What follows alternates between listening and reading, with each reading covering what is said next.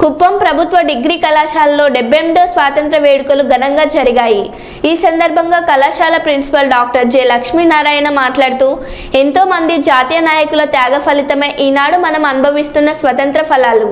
విద్యార్థులందరూ ఈ దశ నుండే జాతీయ నాయకులను ఆదర్శంగా తీసుకొని జాతీయ భావాలు పెంపొందించుకొని ముందుకెళ్లాలని సూచించారు.